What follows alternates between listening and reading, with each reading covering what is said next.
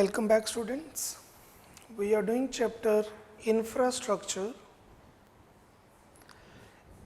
Infrastructure क्या है और टाइप्स उसकी हम ऑलरेडी कर चुके हैं, social infrastructure and economic infrastructure.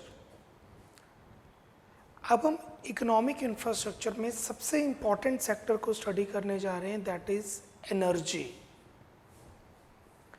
Page number 120. Energy sector, the component of economic infrastructure. Energy is the most important component of economic infrastructure.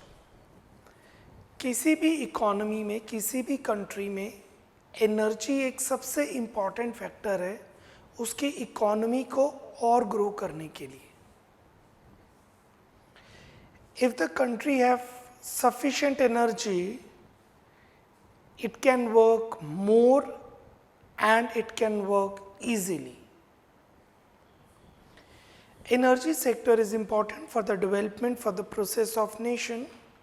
It is also required in houses for cooking, lighting, heating, etc. यहाँ पे जो हम energy की बात कर रहे हैं nation की ग्रोथ के लिए वो है power plants, nuclear plants, industry की ग्रोथ के लिए, इंडस्ट्री प्रोडक्शन के लिए, इंडस्ट्रियल डेवलपमेंट के लिए एनर्जी सबसे इम्पॉर्टेंट कंपोनेंट है. If you do not have energy, if the nation does not have energy, industrial production can not increase. There are different sources of energy. The first is conventional and the second is non-conventional. What is conventional sources of energy? Conventional sources of energy traditional sources of energy हैं जो बहुत सालों से चलते आ रहे हैं.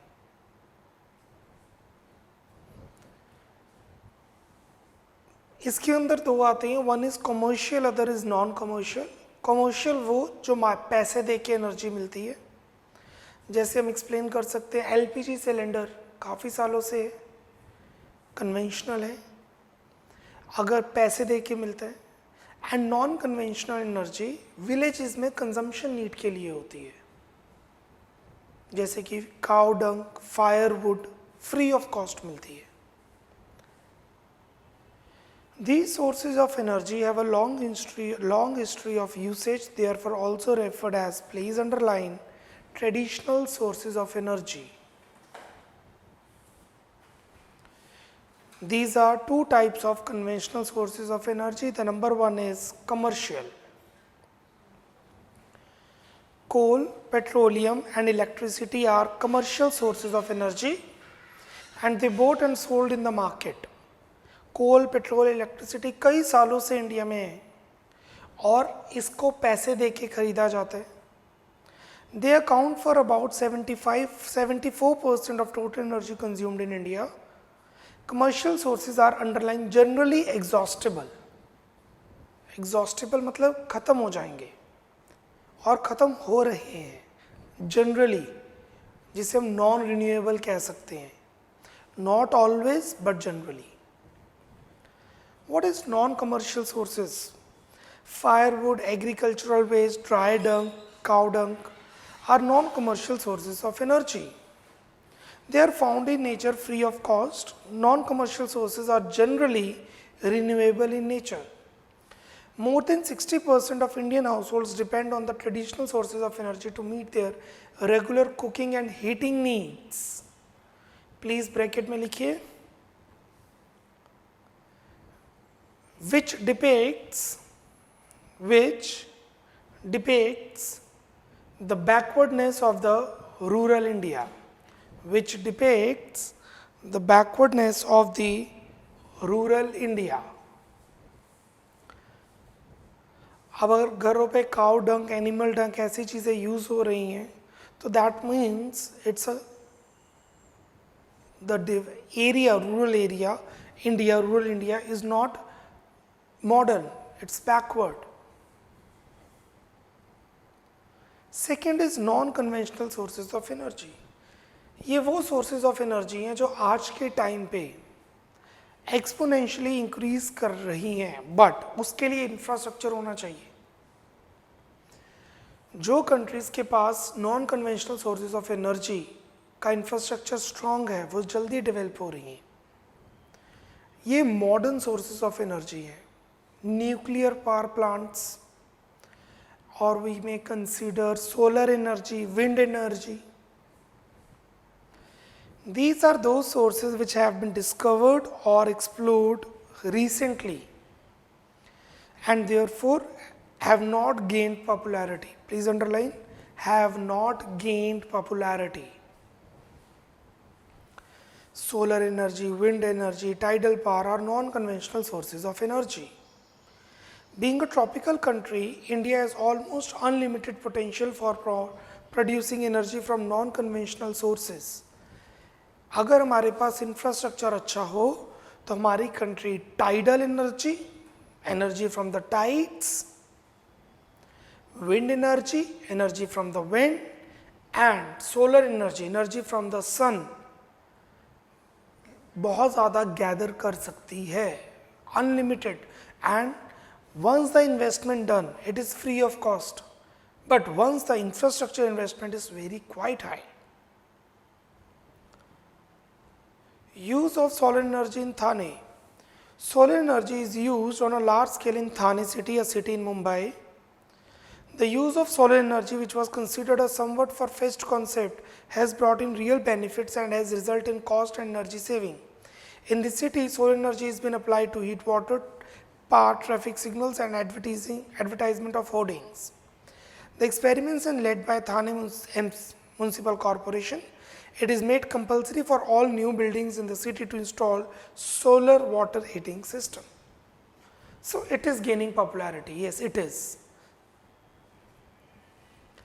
जैसे जैसे कोल, पेट्रोल, कैरोसिन खत्म हो रही है मार्केट से, because this are non renewable, demand ज़्यादा है, सप्लाई कम हो रही है. इवन आजकल तो कार्स, एलन मस्क ने जो मार्केट में न्यू इन्वेस्टमेंट करके कार्स वगैरह लॉन्च किए, इलेक्ट्रिक कार्स बहुत ज़्यादा मार्केट में आ रही हैं, and these are using the non conventional sources of energy.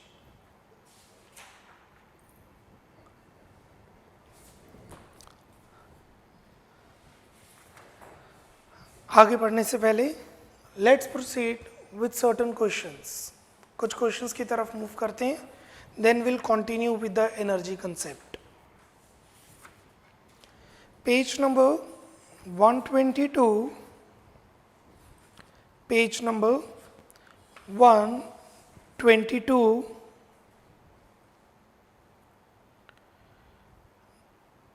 Question number 12. Question number 12. Commercial energy is mostly used for commercial purposes in factories, farms and commercial establishments. हमने दो sources of energy किए हैं, one is commercial, other is non-commercial. Commercial and non-commercial comes under conventional. तो उसी से, उस point से related हमारा question बन रहा है. Commercial energy is mostly used for commercial purposes in factories, farms, and commercial establishments. In the context of above statement, describe three sources of energy which are mostly used for the commercial purposes in factories. Factories में ज़्यादातर कौन सी commercial energy use हो रही है? कोई तीन. The first is electricity. It is the most useful and convenient source of energy in India. There are three main sources of electricity: thermal, hydro and atomic. कोल से जो इलेक्ट्रिसिटी प्रोड्यूस की जाती है थर्मल, वाटर से जो electricity produce की जाती है हाइड्रो, न्यूक्लियर पावर, एटम से जो इलेक्ट्रिसिटी प्रोड्यूस की जाती है atomic. 2. Petroleum. It is one of the important source. Please underline, important को अंडरलाइन करके लिखेंगे. ट्रेडिशनल, वैसे से पेट्रोलियम, इसके अंदर कैरोसिन, पेट्रोल, डीजल सब आ जाता है. It is one of the traditional important source of energy in India. India produces about this much ton of petrol against the demand of this much. The country imports about 31 lakh tons. इतना petrol हमें import कराना पड़ता है क्योंकि energy हमारे पास इतनी नहीं है. We do not have sufficient infrastructure for energy in India. We'll be coming to that problem also. So you may see how much we import and hence how much forex is going out, reserves are diminishing. Coal, it is the primary source of energy and accounts 54% of the total energy consumption. Cool. Next, moving to question number 14th. Question number 14th. Discuss in brief the possibility of development of non-conventional energy. India के अंदर non conventional energy की development की क्या possibility है? See, non conventional energy cost saving है, but इसकी starting में जो इनिशिएटिव चाहिए, एक इनकरेजमेंट, मोटिवेशन चाहिए, पुश चाहिए, उसकी कमी है. बट इंडिया के अंदर इसकी पॉसिबिलिटी डेवलपमेंट की ग्रोथ की बहुत ही ज़्यादा है. Being a coastal area, solar energy, wind energy and water tidal, तीनों इंडिया के पास बहुत ज़्यादा है. In the recent past, the government of India has accorded high priority to the development of non-conventional energy sources, which include biogas, solar energy, wind energy, geothermal energy, etc. Efforts are being made to develop technology to use non-conventional energy. There are about 210 sites where wind can be used for generating electricity.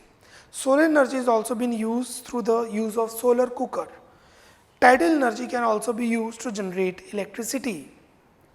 इसके आगे लिखेंगे यहाँ पर, यहाँ पे लिखिए 14th को आगे कंटिन्यू करेंगे. उन्होंने पॉसिबिलिटी पूछी है तो I want to conclude accordingly. 14th का आंसर लिखिए यहाँ पर, write down.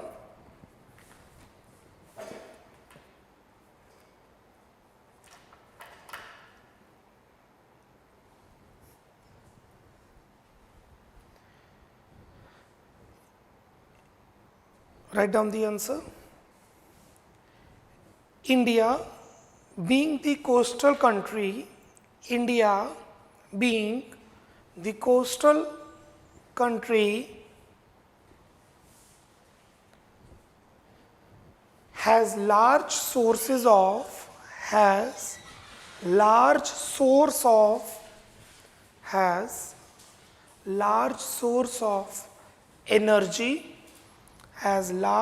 of energy via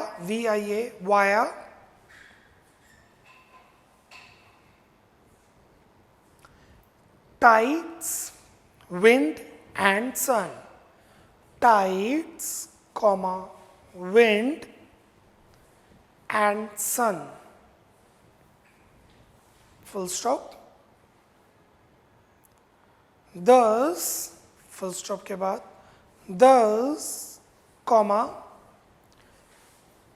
the possibility of development of non-conventional energy, the possibility of development of non-conventional energy in India is quite high,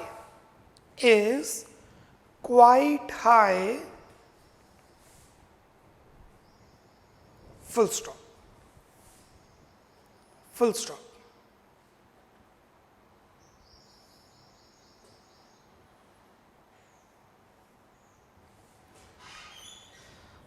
Now, there are two sources of energy, the primary and the secondary. Primary होता है जो जिससे energy produce हो रही है, raw form में हम energy use कर रहे हैं. सेकेंड होता है सेकेंडरी, उस चीज को कन्वर्ट किया जा रहा है किसी और चीज के अंदर जिस वजह से एनर्जी प्रोड्यूस हो रही है. जैसे फायरवुड, काउ डंग, ये होते हैं प्राइमरी सोर्सेज ऑफ एनर्जी. कोल है primary source of energy, but अगर कोल को कन्वर्ट कर दिया जाए इलेक्ट्रिसिटी में तो वो बन जाएगा secondary source of energy. The first is primary sources of energy. They are those sources which do not require any transformation before their use. They are directly used like coal, lignite, petroleum, gas, etc. The secondary sources which involve underlying transformation process. Transformation की ज़रूरत है before the final use of secondary sources like transferring the input of coal generating into electricity. Please underline coal into electricity. Coal into electricity.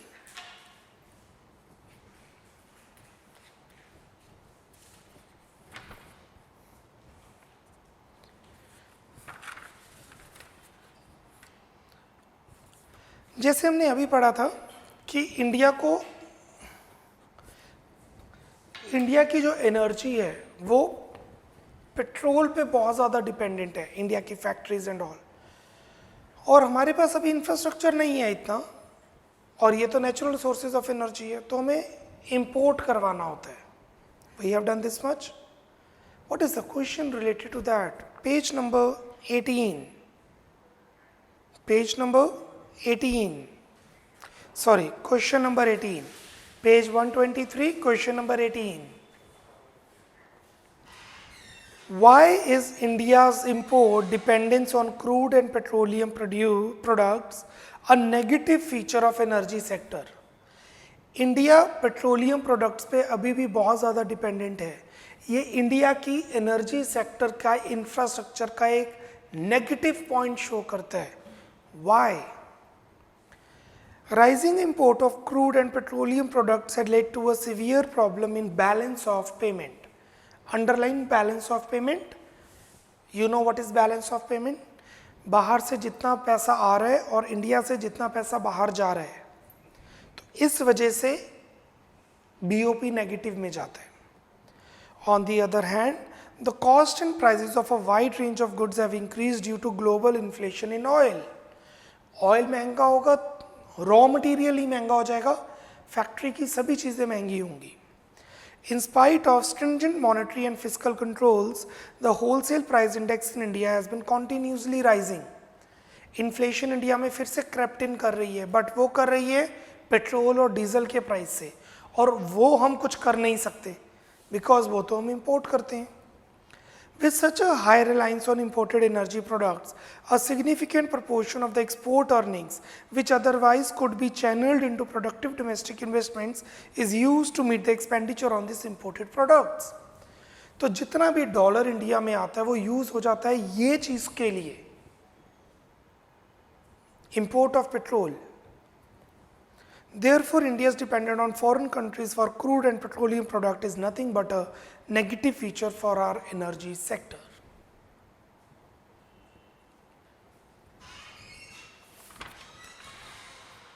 Moving on. Question number 27 on the page 125. Page 125, question number 27. Differentiate between conventional and non-conventional sources of energy. हम पढ़ तो चुके हैं, उसको T shape में अब difference करने. Conventional, traditional, non conventional, modern. The future is non-conventional. पहले मैं conventional पढ़ रहा हूँ सारा. These are the traditional sources of energy which are generally bought and sold in the market. Please underline traditional. Underline traditional. In India, conventional sources are being used in total disregard of the environment. These sources create pollution. Underline. Disregard to the environment. India में conventional sources इस तरीके से use किए जाते हैं कि environment पे कोई इम्पैक्ट पड़ता ही नहीं है. Consumer have to pay price for energy generated through this resources और sources. Please underline price. Commercial होते हैं ये. These sources of energy are exhaustible, underline exhaustible. किसी ना किसी टाइम पे ये एंड कर जाएंगे. These sources are used by business, generally business. Coal, petroleum, electricity are the examples of commercial sources of energy.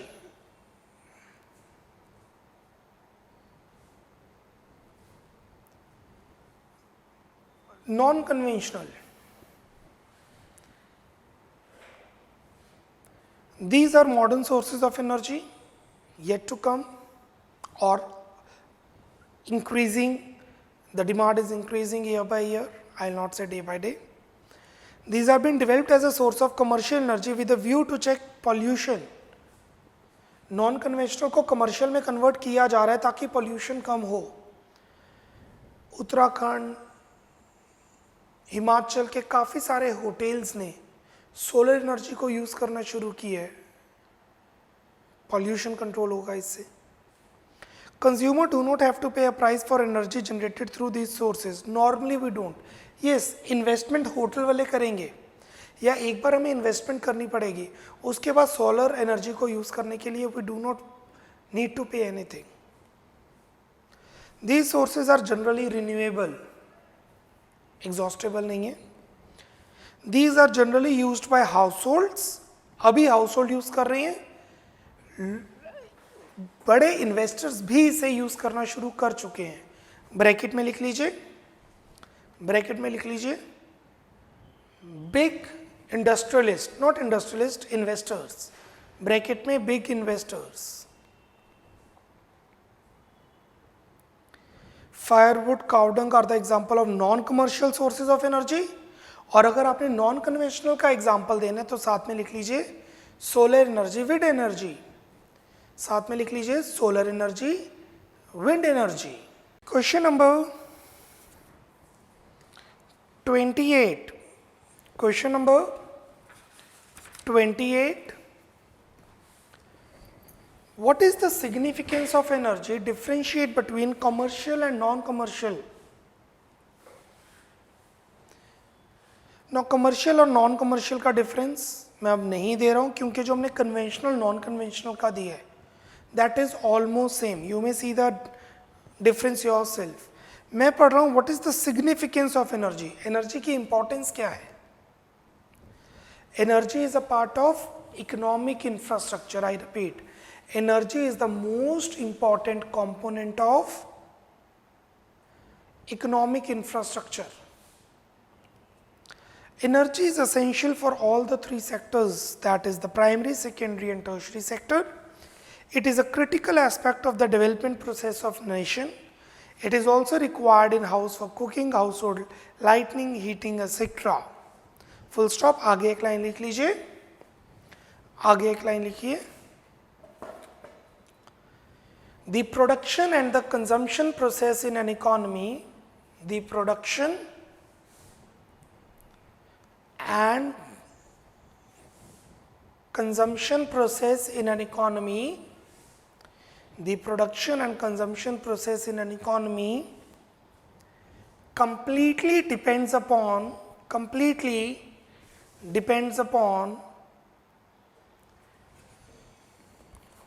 the energy sector.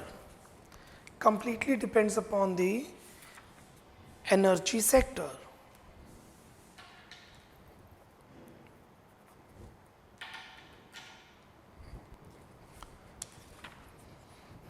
एक छोटा सा पॉइंट हमने किया है. What is energy sector, conventional, non conventional, commercial, non commercial. काफ़ी सारे questions उससे बन के आ गए हैं. सो आई डोंट कंसीडर, जैसे पहले बार बार मैंने बताया हर चैप्टर में, क्वेश्चंस कंसेप्ट ही हैं. Moving on, page number 121, page 121. Consumption pattern of energy in India. India में एनर्जी का कंजम्पशन पैटर्न क्या है? We are finding the consumption pattern of energy in India on the basis of source of energy, energy बनती है उस हिसाब से कैसे यूज होती है। Consumption pattern of energy in India can be studied with the respect of following two parameters. At present commercial energy makes up 74%. This includes coal with the largest share of 54%, followed by the oil and then natural gas and the hydro energy.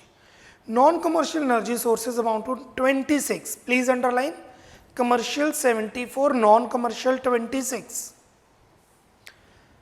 The share of oil and gas is highest among the all sources of commercial energy consumption. So for commercial it's 74% and non-commercial it's 26. On the basis of sector, till 53-54, that means just after independence, transport sector was the largest consumer of commercial energy, but its share declined thereafter and the share of industrial sector in energy consumption has been increasing. Transport sector सबसे ज़्यादा energy use करता था oil की form में, अब industrial sector use करता है manufacturing की फॉर्म में. It's a positive impact show. ये एक पॉजिटिव वे को शो कर रहा है. कैसे? ट्रांसपोर्ट एनर्जी अब ज़्यादा एनर्जी यूज़ नहीं करता, that means oil come use होता है, कॉस्ट इफेक्टिव. इंडस्ट्रियल ज़्यादा यूज़ करे, दैट इज़ गुड, प्रोडक्शन ज़्यादा हो रही है. So on the basis of sector के आगे यहाँ पर जगह कम है तो इधर लिखिए, राइट डाउन, राइट डाउन. क्या लिखा हुआ है? ट्रांसपोर्ट सेक्टर पहले लार्जेस्ट कंजम्पशन करता था कमर्शियल एनर्जी की, वो कम हो गई है और अब कर रही है इंडस्ट्रियल सेक्टर. That's it. मैं इससे कुछ कोरिलेशन निकालने की ट्राई कर रहा हूँ, how this is related to the economy. लिखिए, this shows the growth of an economy during this period of time. This shows the growth of an economy during this period of time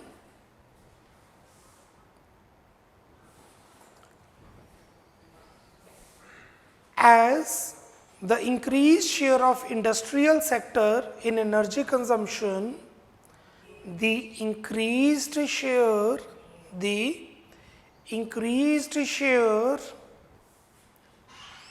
of industrial sector in energy consumption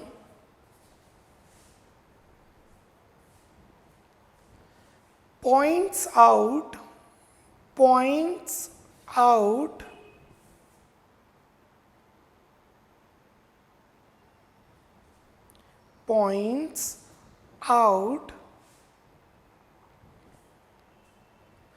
the growth of the manufacturing sector in the country, points out the growth of the manufacturing sector in the country.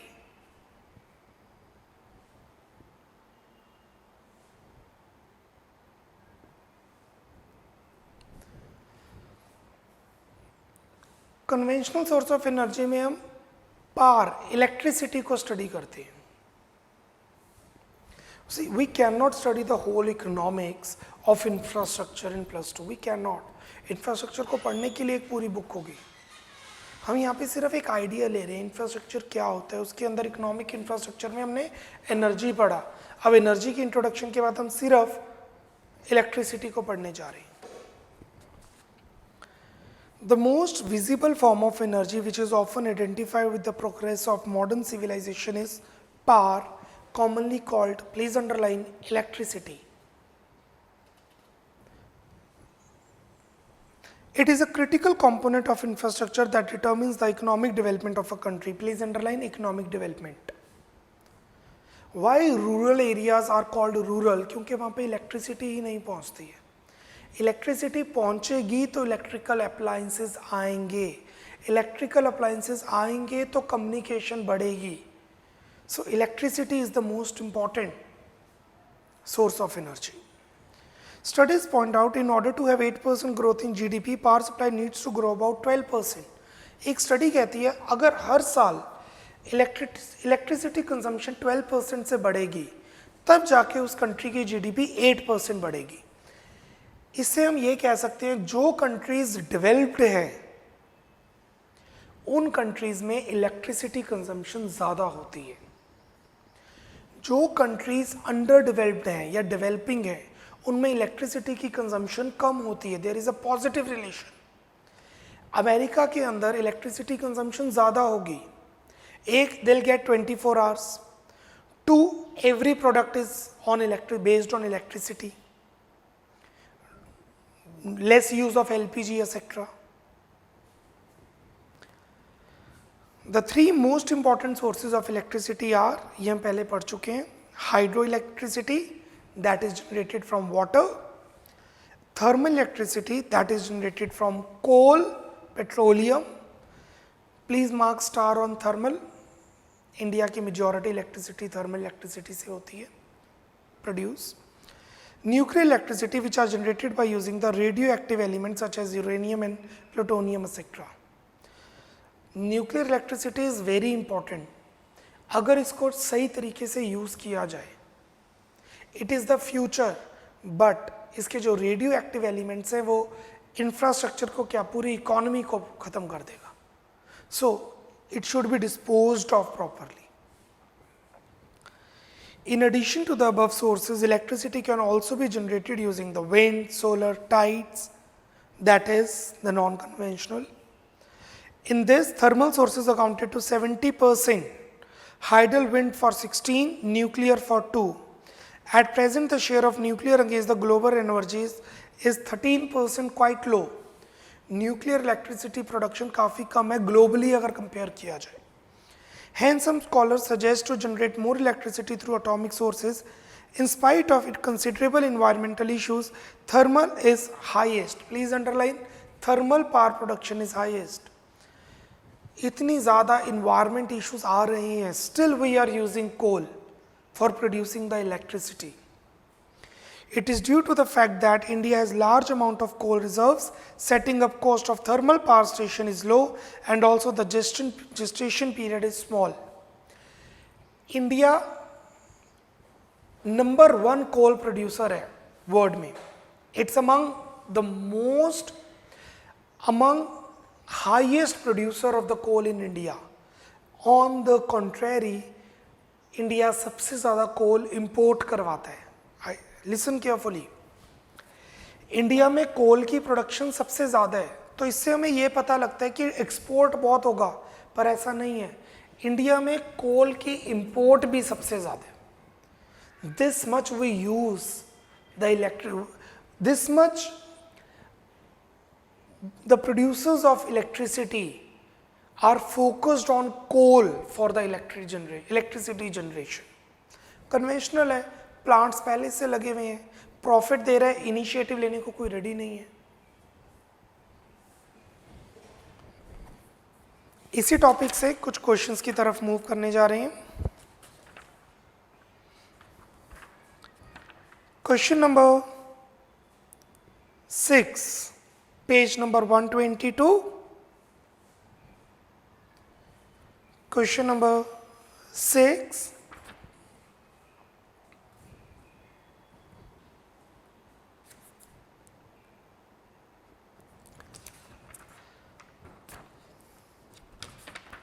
Why are investors reluctant to invest in tidal energy projects? अभी हमने पढ़ा है कोल में सबसे ज़्यादा, tides में बहुत कम है। Why? The question is why? The tidal energy has high capital cost. Please underline investment. बहुत ही बड़ी investment चाहिए, R&D चाहिए, research and development चाहिए. The installation cost. As a result, a tidal power scheme may not produce returns for years. आज आप invest करेंगे 10-15 साल 20 साल तक कोई रिटर्न्स नहीं आएगी। इन्वेस्टमेंट ही पूरी करनी बहुत डिफिकल्ट है। Thus investors are reluctant to invest in these projects. इसीलिए, और इन्वेस्टर्स को तो प्रॉफिट चाहिए, वो ऐसे मार्केट में एंटर ही नहीं कर रहे। गवर्नमेंट एंटर नहीं कर रहा ड्यू टू रेड टेपिज्म, और प्राइवेट इन्वेस्टर्स एंटर नहीं कर रहे due to this reason. Question number 7. What types of fuels are used by rural women in India? Non-commercial, secondary. Rural women still use biofuels such as crop residues, animal dung and fuel wood to meet their daily energy requirements. तो इसका दूसरा answer क्या लिख सकते हैं? Non commercial use. Bracket में लिख लीजिए non commercial source of energy. Bracket में लिखिए नॉन कमर्शियल सोर्स या sources of energy.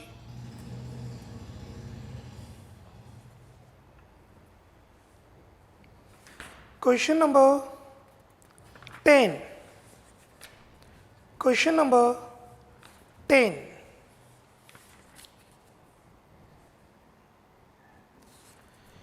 How important is natural gas as a new source? Non-conventional. Conventional, non-conventional. Natural gas एक non-conventional source of energy है. How? Natural gas is a commercial source of energy. Liquefied gas is used as a cooking gas. LPG की बात हो रही है. It is also used in thermal plants as fuels. Natural gas is likely to play a major role in bridging the gap between demand and supply of liquid hydrocarbon in future. At present, it's been used as a feedstock for core sector industries like fertilizers. Underline feedstock. अभी LPG एक तरीके से stepney की तरह काम करती है, but future में it has a very good scope in infrastructure of India. LPG आप देख भी सकते हैं LPG के ऑटो शुरू हो चुके हैं. गैप था उस पर ब्रिज बन रहा है. गैप किसका? डिमांड एंड सप्लाई और what other sources of energy. Next question. Question number 124, page 124, question number 22. Page 124, question number 22. How are the rates of consumption of energy and economic growth connected?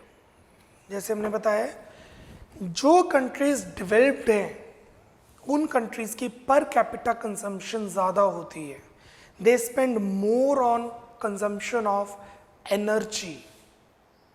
और कुछ studies ने ये बताया है to get the GDP growth of 8%, the energy sector must increase by 12%.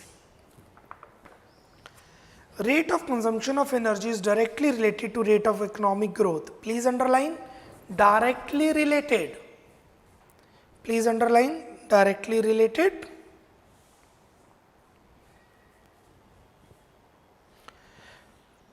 In order to have 8% GDP growth rate, the power supply needs to grow around 12% annually. यहाँ पे power total हो रही है, not only electricity commercial, total power generation. This reveals that the demand for power is higher than the GDP growth rate.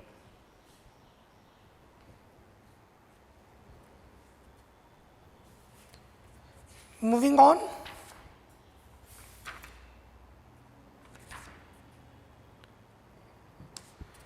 Question number 30. Question number 30.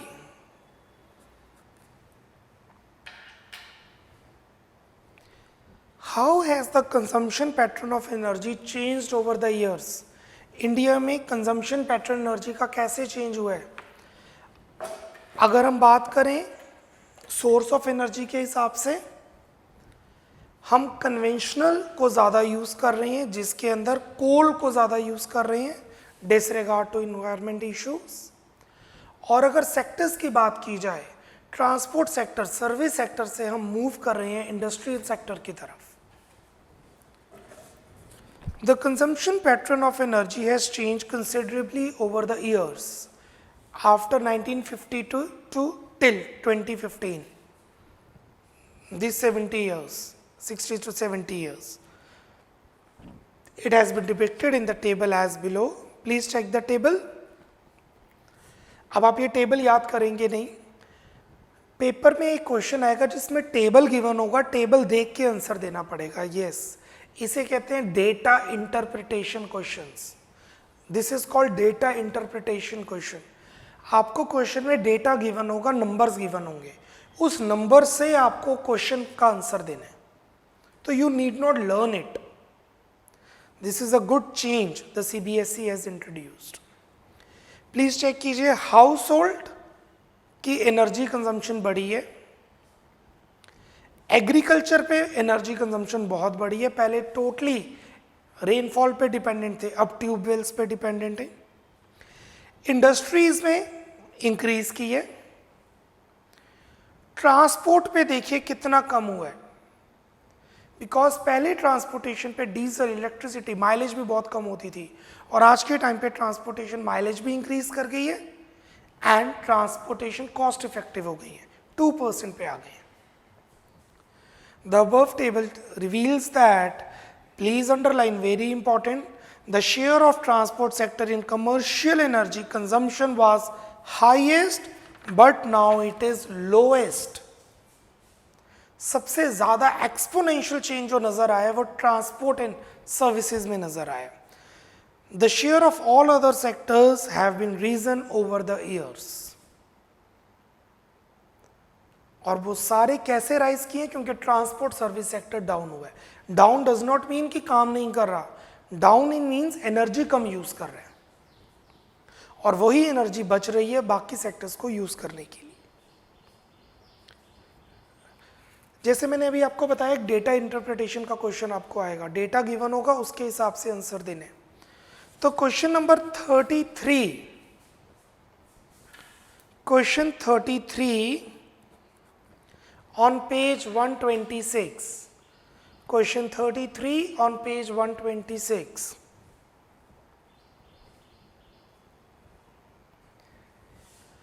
Consider the table given below. Please check. Data given है, और ये data मिला है world development indicator से, world bank से. World bank की site पे ये डेटा गिवन है. इंडिया की पर कैपिटा इनकम है 3840 और कंजम्पशन है 684. यूएसए की पर कैपिटा इनकम, एक बंदा कमा रहा है 50,610 और इलेक्ट्रिसिटी यूज कर रहा है 13,248. डिफरेंट कंट्रीज की पर कैपिटा इनकम गिवन है और पर कैपिटा कंजम्पशन गिवन है एनर्जी की. Do you think that energy consumption is an effective indicator of development? क्या आप ये कह सकते हैं, जज कर सकते हैं इस डेटा से कि एनर्जी कंजम्पशन एक डेवलपमेंट शो करता है? Are developed countries fulfilling their global responsibility? अगर आप डेटा पे ध्यान दें, जैसे जैसे पर कैपिटा इनकम बढ़ रही है, प्लीज चेक कीजिए डेटा, जैसे जैसे पर कैपिटा इनकम बढ़ रही है, पर कैपिटा कंजम्पशन भी बढ़ रही है. As soon as the per capita income increases, per capita consumption also increases, and this is what the table shows. आपको एक क्वेश्चन आएगा मोस्ट प्रोबेबली डेटा इंटरप्रिटेशन का, इसे DI कहते हैं. The question would be there, the data would be there, आपको इसको interpret करके आंसर लिखने हैं जैसे कि ये. The above table contains data related to per capita income and per capita consumption of energy of different countries. It is observe that a positive correlation between these two variables. Underline positive correlation. As per the per capita income increases, the per capita consumption of energy also increases. For developed countries like Japan and America, high per capita income correspond to higher per capita consumption. So it can be concluded that energy consumption is an effective indicator of development. Underline, energy consumption is effective indicator of development. So किसी country को develop करना है तो वो लोग consume करें energy ज़्यादा. वो कैसे करेंगे? पहले आप एनर्जी को प्रोड्यूस करो. No, I do not think that developed countries are fulfilling their global responsibility. It's a value-based question. Yes भी लिख सकते हैं. हमें लगता है USA, जापान, फ्रांस जैसी कंट्रीज ग्लोबल रिस्पॉन्सिबिलिटी को पूरा नहीं कर रही. Given their vast resources, these countries should try to develop energy efficient technology and bring down their energy consumption. However, such initiative is seen lacking in these countries. USA, Australia, New Zealand, इतनी बड़ी बड़ी countries हैं, इतना पैसा कमाया हुआ है, they can use non-conventional sources of energy more. So leaving those resources to the developing countries and underdeveloped nations. But they don't do this, and hence they do not complete their global responsibility. This is what the author think. This is what we think. Your opinion could be different, and for value based you will get the marks if your reasoning is good, proper. So in the first lecture we have done what is infrastructure, and second we are doing economic infrastructure के अंदर power के अंदर electricity. अभी ये pending है. Lecture number 3 इसी को continue करेगा.